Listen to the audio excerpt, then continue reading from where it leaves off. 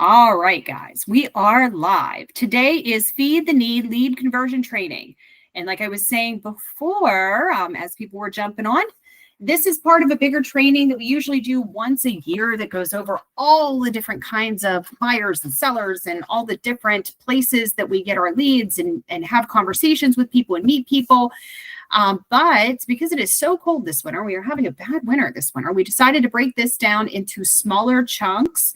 So we're looking at one type of buyer or seller in each one of the categories so that we can all do it from the comfort and warmth of our own homes. So today we're focusing on Zillow buyers. Oh, hold on, we're letting somebody in here. All right, today we're focusing on Zillow buyers and how you can convert a Zillow buyer into that first appointment. So we're going to go over some things that you should be doing, some things that maybe you should avoid, and some things to be vigilant about. All right, so what are we going to talk about today? We're going to talk about how Zillow works.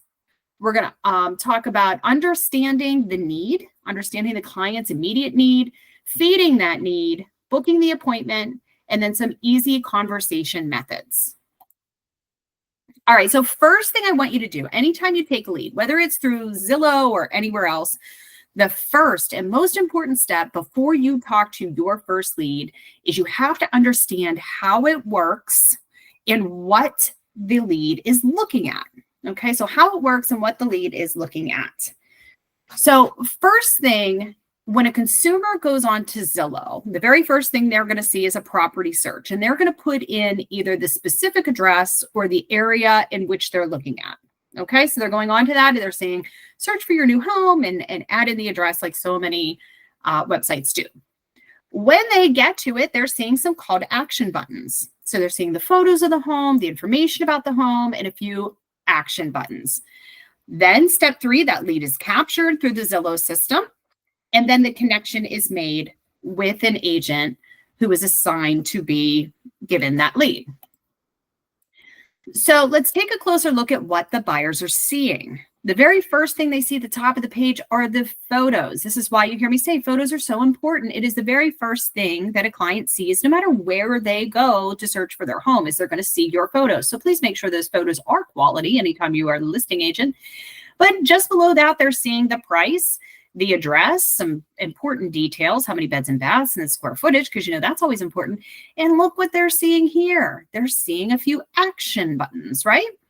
So take a look and familiarize yourself on Zillow through the eyes of a consumer to ensure you know what they're looking at as they land on a page. And don't just look at yours. I mean, you can look at your listings, but look at other people's listings in your market area to see what those clients are seeing. That way it helps you understand what their needs are and how they got directed to you. So how do we know what the buyers are asking for? Well, it's safe to assume based on those action buttons that they're asking to request a tour of that property. And how do we know this? How do we know that chances are more than 50%, if we had to put a percentage on it, more than 50% of the people that are calling in are requesting a tour? How do we know? What would make us assume that? There's only 2 options. Well, yeah, there's only 2 options, right? And the top option is 1 in its first position place, and 2 is highlighted, right? So I would say a good portion, way over 50% of the leads that are coming through the system have selected this request a tour button. So you already have a pretty good indication of what their need is. So you definitely want to keep this in mind. It's really hard to convert a lead and feed the need in 15 seconds or less if you don't know how the consumer got to you. So again, you hear me say all the time, the preparation and the follow-up a lot of times are more important than what happens in the middle, right? So preparation is key with lead conversion. You need to understand and have it drilled into your mind what the consumer is looking at, what they've read, what they've clicked on to get to you. So, and this is very important when it comes to Zillow leads. Chances are very good that their need is to request a tour. Why? Because they clicked the button and got connected to an agent, and that agent happens to be you. All right, so what is the need? They've already done their property search. They can do that without you. So check that off the box. They've already selected a home that they're interested in because they can do that without you. They don't get to you yet. So what is the need? The need is booking that appointment. So what should we be doing? Booking the appointment, right? Feed the need. Book the appointment. All right, so let's talk about feeding the need in 15 seconds or less. If you guys are new, maybe you haven't heard me say this before, but if you guys have been around a while, like Rebecca and Mark, who are on the phone, and Renee, I have drilled this into you guys' head time and time again. You're probably getting sick of me saying it. Sorry, guys. But we feed the need in 15 seconds or less. And there is psychology behind this. It's not just because I want you to like hurry up and get off the phone so you can talk to the next person, although that is a plus. You know, we don't want to rush through customers. We want to make sure that we're giving them adequate amounts of time. We want them to feel like we're building a good rapport with them. But we are currently living in an immediate gratification society where everything is digital.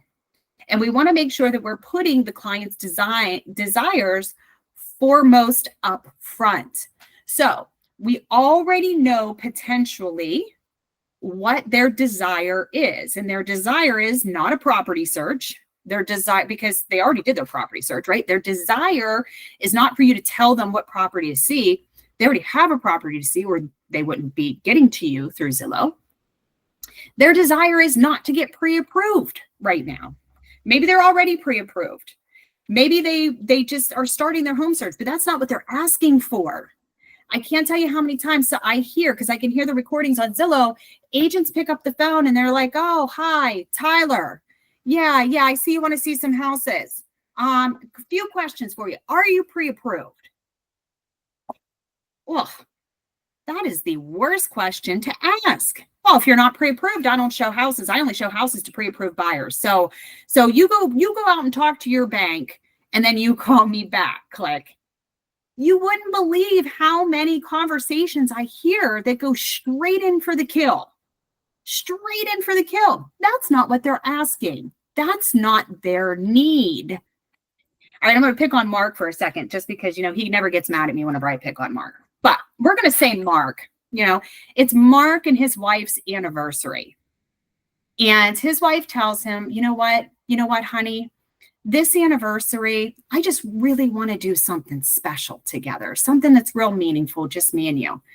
Okay, and Mark's anniversary is coming up, and it's a couple weeks later, and he's thinking, wow, what should I do for my wife? You know what I'm going to do? I'm going to buy her a vacuum cleaner because she needs one. Hers is getting old. I'm going to buy her a vacuum cleaner because, you know, I know she needs it. She didn't say she needed it, but that's what I'm going to get her, right?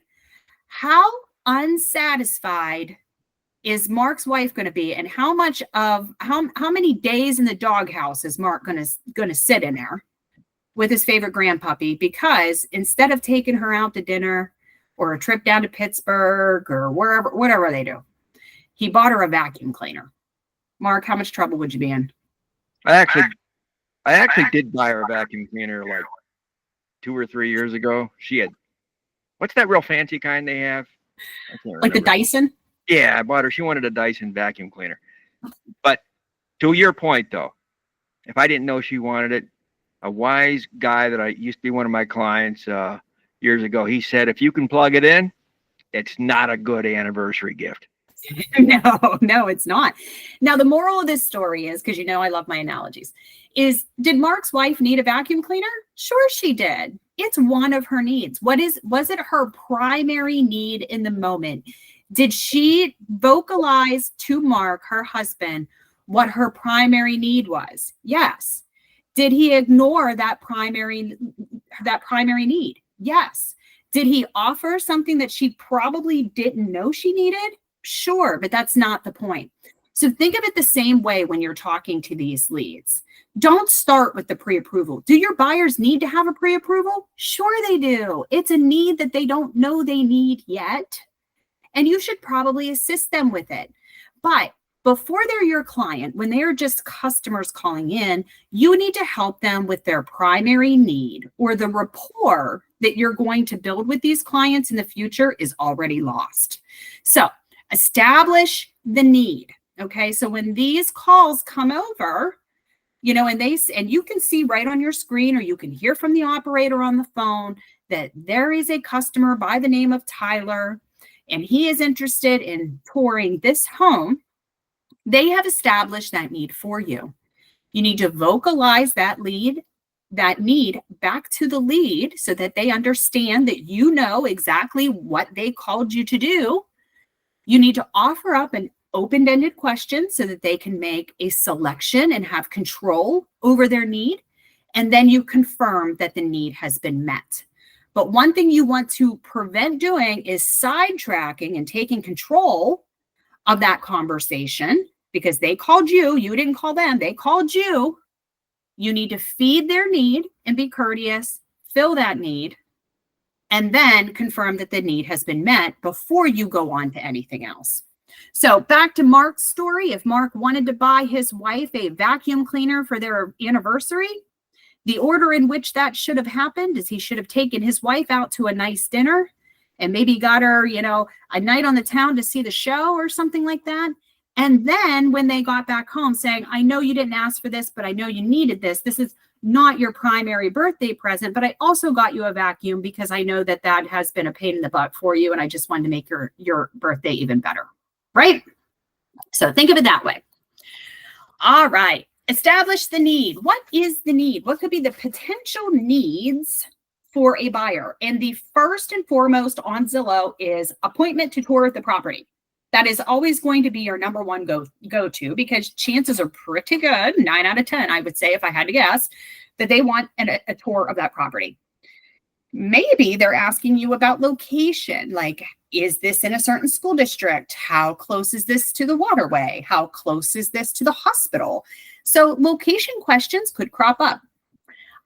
Financing options could be questions that the Zillow lead has for you. Will this go FHA? Is this in a USDA territory? Would this be a good choice for VA? And they may also ask you about certain property characteristics. Does it have a master on the main floor? Is there a full bathroom on the main floor? Is the basement finished? So they could ask you those, but keep in mind that appointment to tour the property is first and foremost. And even though they may have other questions, that is 99% of the time going to be the need for their call. All right, so let's talk about filling that need in 15 seconds or less. When I answer a Zillow call, I always say, hey, Tyler, this is Christina. I see that you're interested in 123 Main Street. I'd be happy to book that appointment with you. And then we go into the rest of the conversation. So that is my always go-to. I have very few calls that I take from Zillow that do not turn into appointments right then and there. And I just go right for it and assume, even if it doesn't say so, I just assume that they're looking to book an appointment. If they're not looking to book an appointment, they will correct me.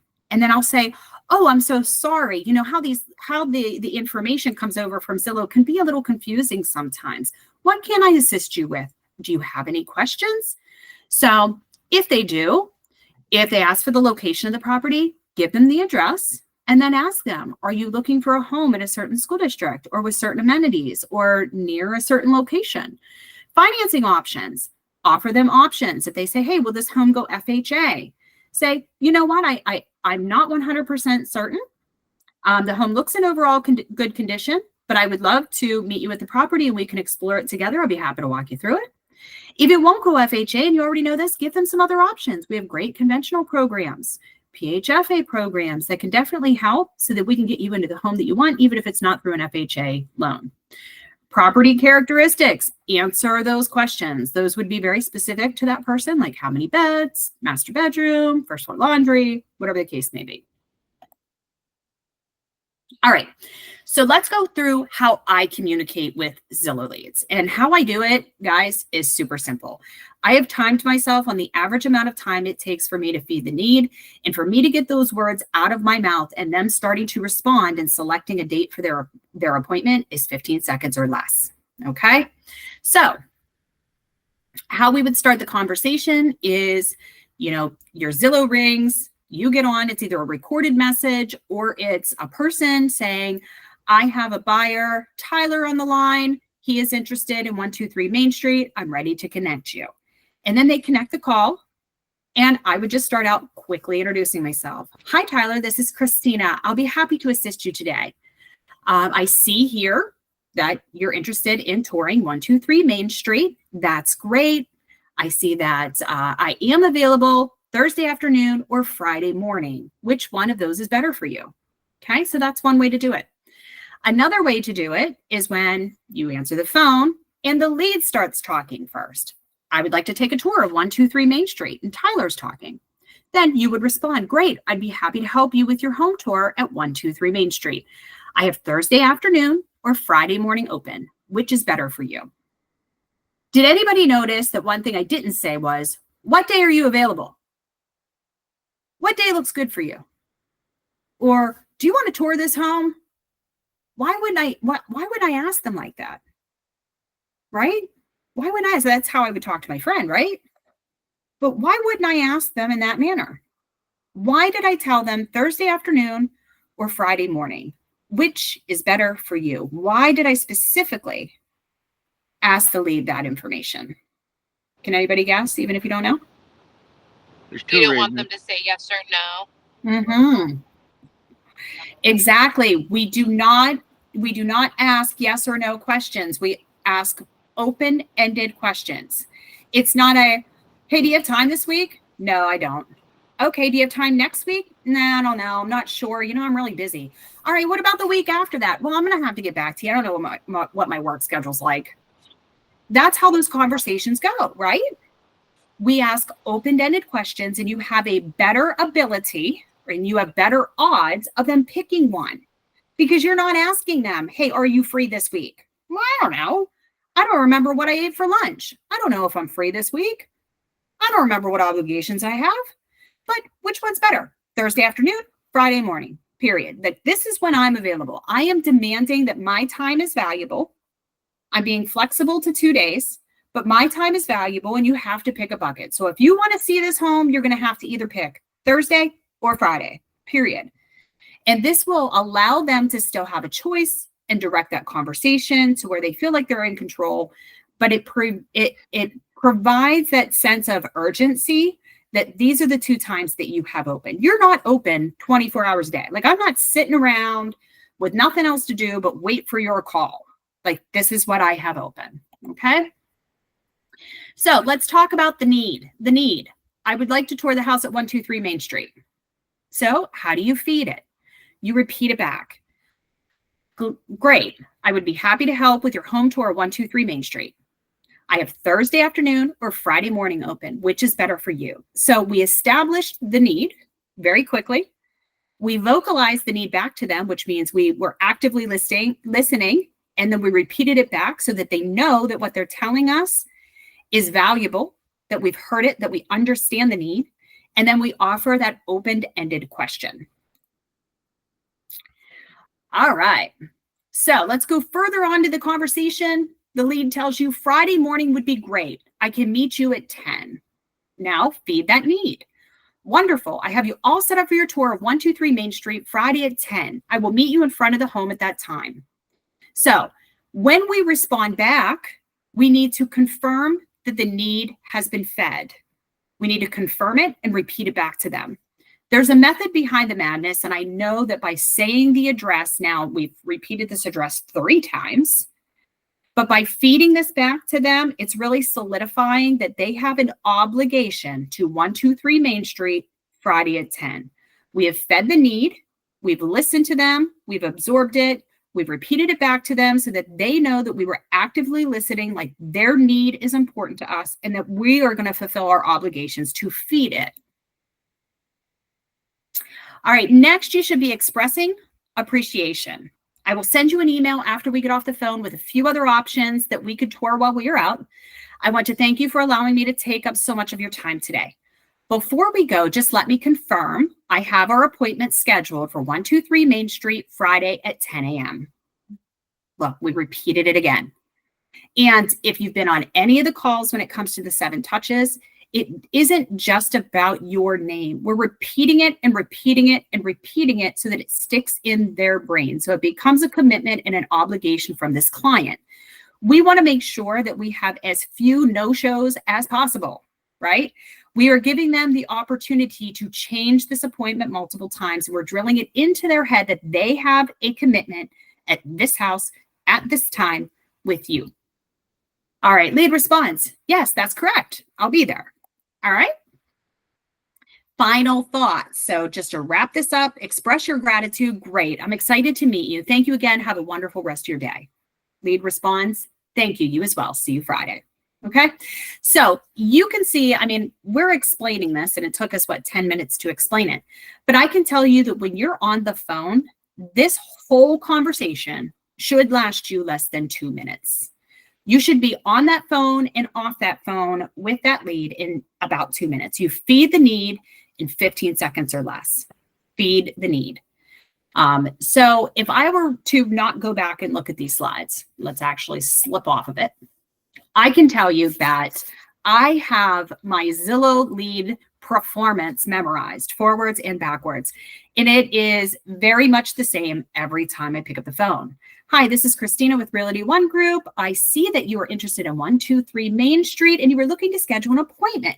That's wonderful. I have Thursday at 10 a.m. or Friday at 2 p.m. available. Which one of those works best for you? And they'll say Friday at 2 p.m. That's wonderful. I got you all booked in, and here's what's going to happen. I'm going to meet you right there in front of the property or in the driveway at that appointment time, okay? So no need to worry. When we get off the phone here, I'm going to do a couple of things. I'm going to send you a text message from my personal cell phone. That way you don't have to go through the Zillow call center again. You know, I know that's a pain in the butt. I'm also going to shoot you out an email with the calendar invite. I'm going to make sure the location's in there. So you just click it and your GPS will pull up. It'll take you right to the address. I'm also going to send you another email with some important information and my full contact information so that you have it. Does that sound great? Yes. Okay, great. I'm super excited to meet you at 123 Main Street Friday at 2 o'clock. And before I let you go, one final question. Are you currently working with a real estate agent? No, I'm not. Okay, great. Unless you have any other questions, I'm going to let you get back to your day. And then you take a slight pause. But if you need anything else, you're going to have my direct cell phone number. Just in a few minutes, you reach out if there's anything I can do in the meantime. I'm so excited to meet you Friday at 2 o'clock at 123 Main Street. Have a blessed day. Period. Done. Out. And that's how you do it with the Zillow calls. I know that you'll go through a lot of other trainings that talk about building rapport, asking all of these questions, but I can tell you when it comes to Zillow, it is a click-happy environment. You need to feed the need and get off the phone. It is not the time to build rapport. It's not the time to go through to see like, oh, I need to, this client needs to check all of my boxes. I'm not sure if I want this client yet. You know, you will never get anywhere. The time to interview that client and the time to ask those very intimate details about their life is when you are at the property. Your first showing is the interview process. They are interviewing you. You are interviewing them. That is when you build the rapport. That's the rapport building time. On this Zillow call, it's just a connection. It's just a connection. It's just a measure to put an appointment in place. Okay? So booking that appointment, get them out a calendar invite and put them on as a guest with a full location, setting up for easy GPS navigation. Okay, so we're talking about our touches. We had a Zillow connection, and that's touch 1. And then we're going to go ahead and book that in our calendar. And Zillow gives you their email. So send them an email invite. That's touch 2. Then we're going to follow up with a text message to the client with the appointment details. And that way they have your personal cell phone number, because holler it out if you know, what's the last thing we want from Zillow clients? Anybody know? What do we not want our Zillow clients doing? Going back to Zillow.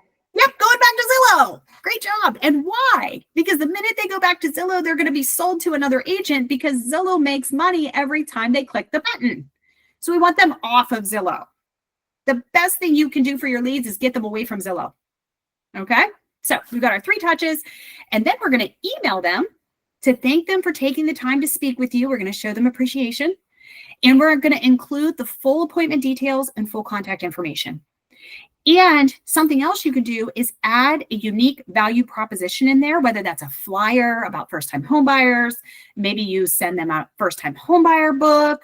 put something of value in there. Maybe you would invite them to the one app, whatever you're going to do, send that email and put something of value in there. But you can see that in that simple conversation, we have 4 touch points already. Okay. I don't have it on here, but I was speaking to Amy this morning. We were kind of going back and forth about like OneSuite and stuff. But this would also be a great opportunity for you to put them in your OneSuite database and start drip campaigning them as well with a general drip campaign list.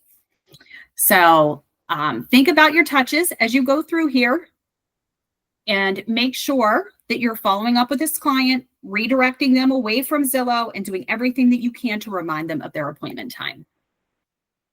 All right.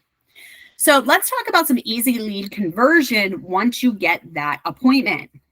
At the initial showing, so I guess I should back up a little bit. When a Zillow lead comes in, they're simply that. They are a lead. So remember, we have 2 types of clients that we deal with. We have customers and we have clients. Customers are somebody who has reached out to you. We commonly call them leads. It's somebody who has reached out to you that knows that you know they have interest in either buying or selling, but they have not committed to working with you as their only agent. So, think of that as just, you go out on a date with somebody, but you're not going steady. How, people might, I don't know if they still say that or not, but anyway. And then when they just decide that they're going to work with you, then they become a client. So you're going to decide, or they are going to decide what relationship they're going to have with you on that initial showing. That's your date. That's your date. You're getting to know one another. You're deciding whether you're swiping left or swiping right or whatever, young kids do these days. I don't know. But that initial showing is your date, So you're going to practice a few things, and that's active listening. Every guy that you go on a date with should actively listen to you. I can't say that they all do, but as us as agents, we need to practice that too. We need to actively listen to the lead that comes in. You should take some notes. Don't think taking notes is rude. If you feel that it may come off rude, let them know, hey, I'm taking a few notes just because I want to make sure that when I go home, I'm putting this in your file so I know exactly what you want, because what you want is very important to me. And then ask those open-ended questions to find out any additional needs. I also say that finding something that you have in common with them is great as well. That you guys know that I love animals. I have 3 dogs. And, one of those things that I always use is, wow, this home has a great big fenced yard. I tell you what, my dogs would love it. And I would say, do you have any pets? And maybe they say no, and I look for something else. But if they say yes, then I ask them, oh, really? What kind do you have? I love animals. So it's just finding something to connect at the appointment that really brings you closer together. All right. Then you can go over any of your contracts, buyer agency, consumer notice, giving them that buyer presentation. This is usually something I do in the kitchen. So we go in, we have our showing, we're talking, we're chit-chatting, trying to build that rapport, trying to show the buyers that like I'm a real human and that I really care.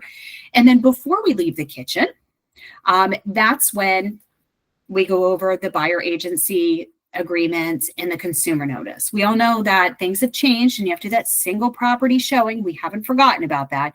But I want that buyer agency contract, the one that we've used for years, signed before we leave. During this conversation, I provide some options. I always have a few other homes that are very similar to this one ready, whether it's MLS printouts or I have them saved in my MLS app, so that I'm prepared to book that next appointment. And this is the key. You have to book the next appointment before you leave that house.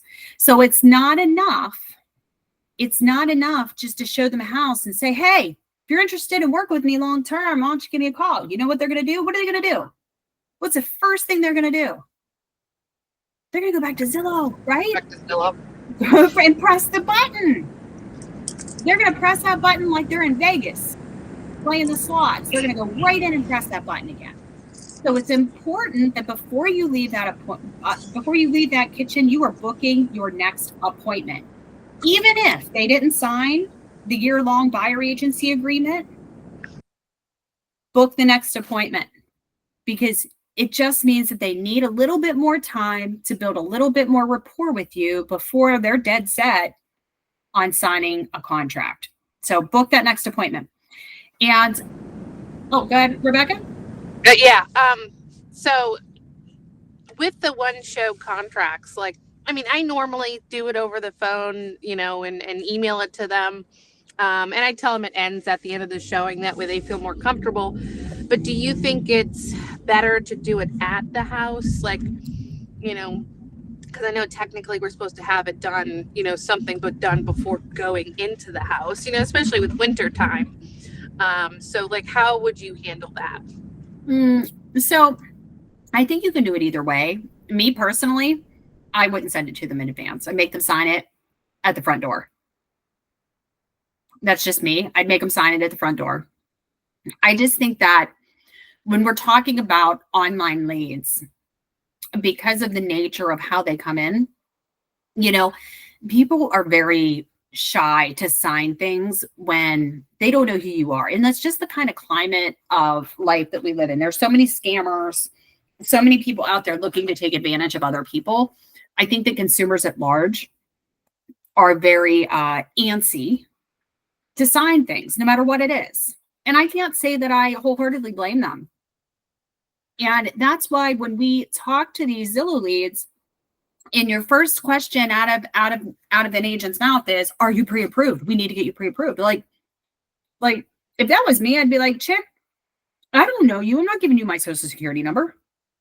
I think the same can be true with the forms as well.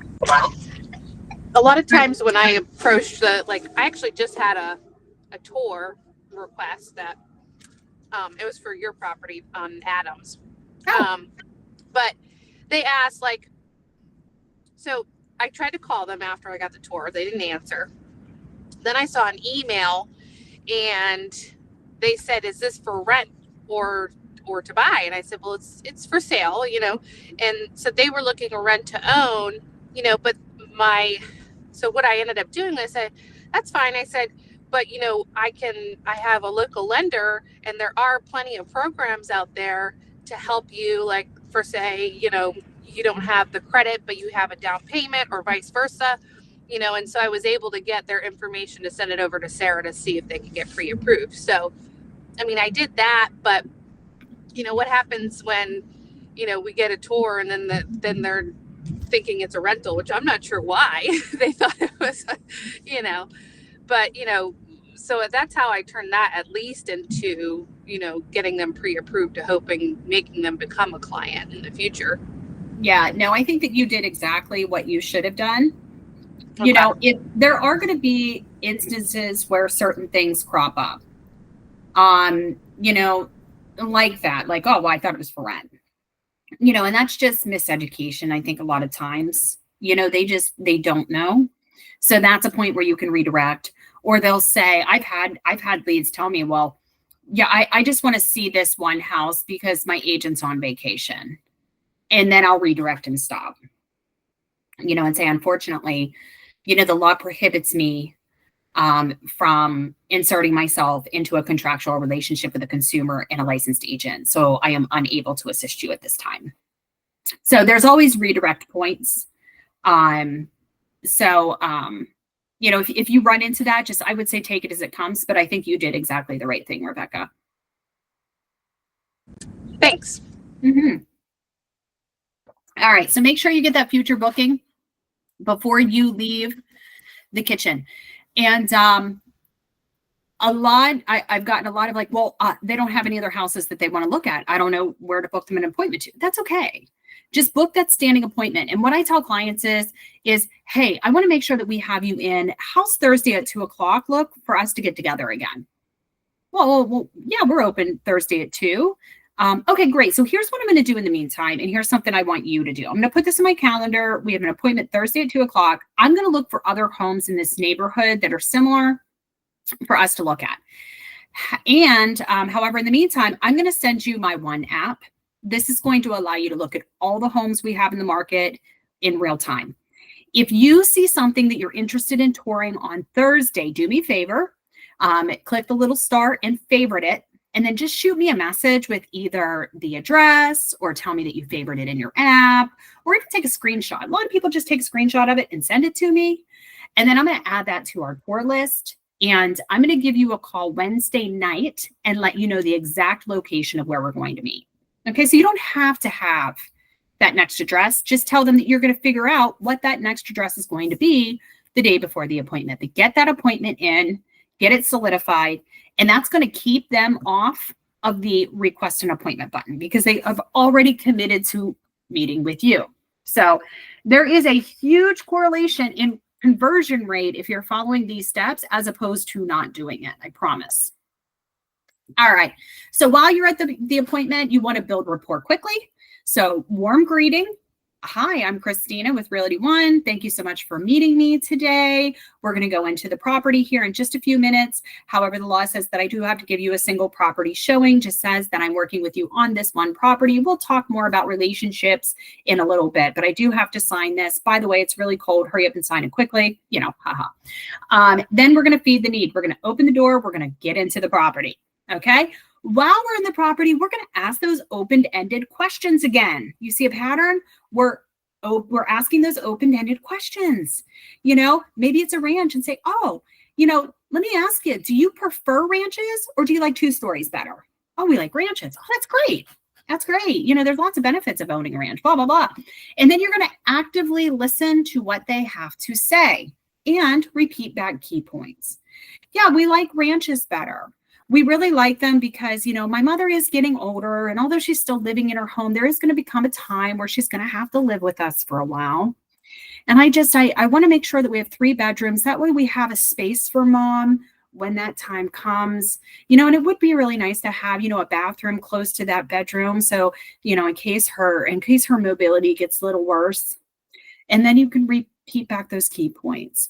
Oh, I'm sorry to hear that your mother's, you know, having trouble with her health. I will absolutely do everything possible to make sure that we have a special dedicated space for your mom and something that has that bathroom that she needs close by.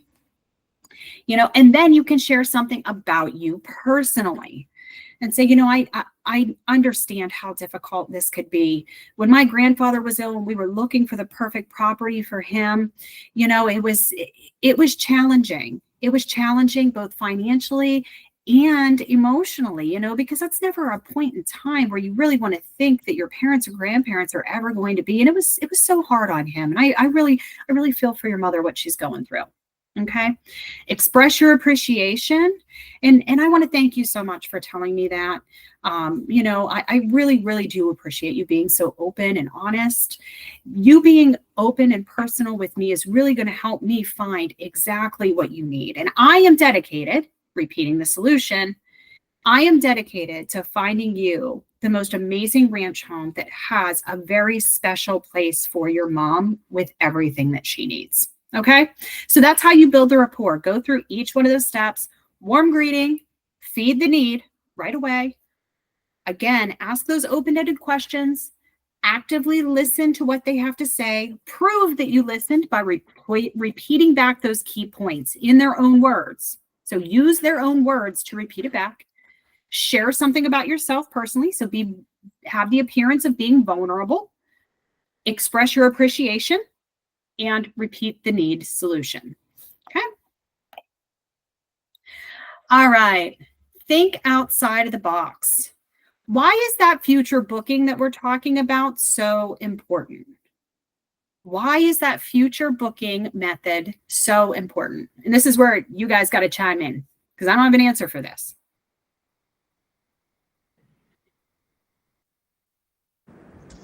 It keeps you top of mind, like you're like, I mean, because obviously we don't want them to go back to Zillow, and it just makes it so that, I don't know, I guess just my first thought, just keeping you top of mind. Yeah. Renee says to keep them with you. Yeah, keeping them with you instead of having them run to another agent. Why else is a future booking method important? It's simply a next level of commitment. It's the next step. Yep. It's moving on to the next step. You went out on a date. The date went great. Now, just like Mark and his wife, they went out on a date and then Mark proposed and said, you know, will you be my wife? or maybe she proposed, I don't know. But you're asking them, will you be my client, and book that next appointment? It's really hard for us to ask for the business, right? Isn't it really hard? I don't know why it's so hard, but this is a way that you can do it without having to put that into words. Will you be my client? No, let's book our next appointment. That shows that commitment. It levels them up. Okay, well, you were just a lead today, but tomorrow you're my client. So think of that method, kind of think outside of the box, and book that next appointment before you leave, if at all possible. All right. So some of my thoughts on why it's important is it establishes rapport. It creates a solid timeline for both you and them. It shows them that you have a dedication to their need. You care about their need. You want to fulfill their need. It establishes a level of trust between the lead and you. It helps prevent a wandering client, helps prevent them from going back on Zillow. And you are feeding the immediate gratification desire that all of us humans have. You are giving them that immediate gratification. All right, that's all I got for this mini training. What are you guys' thoughts? How many of you use this method already with your Zillow leads? I use pretty much everything except for like the asking for the next appointment. So I'm going to try to implement that one. Yeah, no, that's great. That's great. That is my favorite step. And I've always done that. And I believe it or not, I started doing that just for my own schedule, for my own sanity, so that I knew ahead of time, like what I was doing next week or in 3 days from now. But I found that it is super useful for converting leads. But to be honest with you, I started it without even giving it a thought other than myself. So has anybody had any struggles using this method with Zillow leads? Always ways to improve. Well, if you have any, let me know, and we can come up with some alternatives and workarounds. So, all right, we have some other Feed the Need trainings coming up over the next couple weeks, so feel free to join those. And like I said, this is all part of a bigger training that we're going to chunk down into smaller ones so they're easier for everybody to join. But if you have any questions after we get off the call, or even on the call, I'm going to stay on for a few minutes like I always do in case anybody has any questions. But that's all for today. So thank you, everybody, for joining, and I will see you on the next training.